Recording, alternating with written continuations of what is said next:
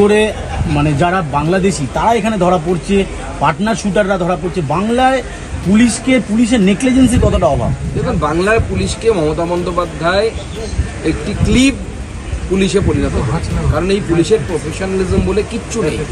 এরা শুধুমাত্র political agenda fulfil করতে ব্যস্ত। এখন পশ্চিমবঙ্গের পুলিশ কিসে ব্যস্ত জানেন? পশ্চিমবঙ্গের পুলিশকে মমতা বন্দ্যোপাধ্যায় ডাইরেকশন দিয়েছেন যে মণ্ডল স্তরে কারা বিজেপি করে, কারা অন্যান্য রাজনৈতিক দল করে, বিশেষ করে বিজেপি এবং অন্যান্য বিজেপির সাথে সহ মনোভাবাপন্ন যে সমস্ত সংগঠন আছে, সেই সংগঠনের সাথে যুক্ত লোকেদের নাম এবং ছবি জোগাড় করে। এখন পুলিশ এই কাজে ব্যস্ত। তারা অপরাধী ধরবে কোথায়? কে বিজেপির মণ্ডল সভাপতি, কে মণ্ডলের সহসভাপতি, কে সেক্রেটারি, এই ছবি তুলতে তো ব্যস্ত। পুলিশ এখন খিচমেরি ফটোতে চলে গেছে, সব ক্যামেরা নিয়ে ঘুরে বেড়াচ্ছে পুলিশ।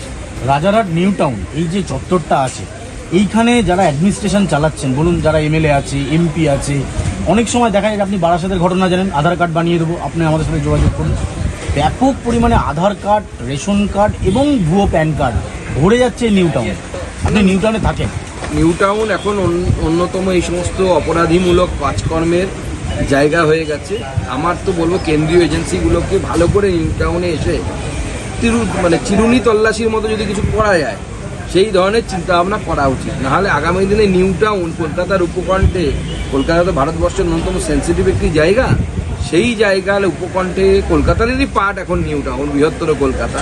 তাতে যদি এইভাবে অপরাধমূলক কাজকর্ম একের পর এক মমতা বন্দ্যোপাধ্যায় দৌলতে বাড়তে থাকে, আগামী দিনে কলকাতার সেফটি সিকিউরিটি নিয়ে বড় প্রশ্নচিহ্ন উঠে যাচ্ছে।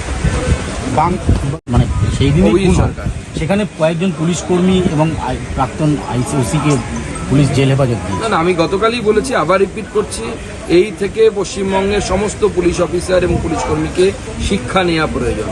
কারণ আপনাদের মাথায় অশোক স্তম্ভ, কাঁধে স্টার, খাকি ড্রেস, এই সমস্ত কিছু দিয়েছে হচ্ছে ভারতবর্ষের সংবিধান। সেই ভারতবর্ষের সেই সংবিধানকে যদি তখন আপনি অবহেলা করবেন, যদি আপনি নিরপেক্ষতা বজায় রাখবেন না, তখন এই সংবিধানেরই শক্তি আপনাকে জেলের ভেতরে রাখবে। যেখানে পুলিশ অন্যদেরকে জেলের ভেতরে রাখে, সেই রকম সংবিধান এতটা শক্তিশালী ভারতবর্ষে যে আপনারা জেলের ভেতরে থাকছেন। এবং এটা বিরাট বড় শিক্ষা। কোনো পুলিশ কর্মী এবার বিধানসভা ভোট পর্যন্ত বা বিধানসভা ভোটে তৃণমূলের হয়ে দালালি করতে যাবেন না। যদি তৃণমূলের হয়ে দালালি করেন, তাহলে আগামী দিনে আপনাদের সাথেও এই ধরনের ঘটনা কিন্তু ভারতবর্ষের সংবিধান করবে, বিজেপিকে করতে হবে না। ভারতবর্ষের সংবিধান আপনাদেরকে জেলের ভেতরে ঢোকাবে।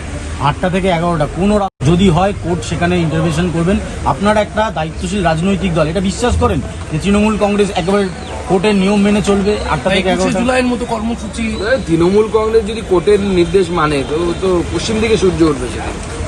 যার নেত্রী সব থেকে বিশৃঙ্খল নেত্রী ভারতবর্ষে, সব থেকে বিশৃঙ্খল পলিটিক্যাল লিডারশিপ যদি বলা যায় ভারতবর্ষে এই মুহূর্তে, তার নাম হচ্ছে মমতা বন্দ্যোপাধ্যায়। যে বিধানসভায় ঢুকে ভাঙচুর করতে পারে, তার থেকে বড় বিশৃঙ্খল নেতা আরো হয় নাকি কোনো? যে লোকসভায় স্পিকারের দিকে কাগজ ছুঁড়ে মারতে পারে। তো এরকম বিশৃঙ্খল নেতৃত্ব থাকলে এরকমই হবে। 21শে জুলাই সম্পর্কে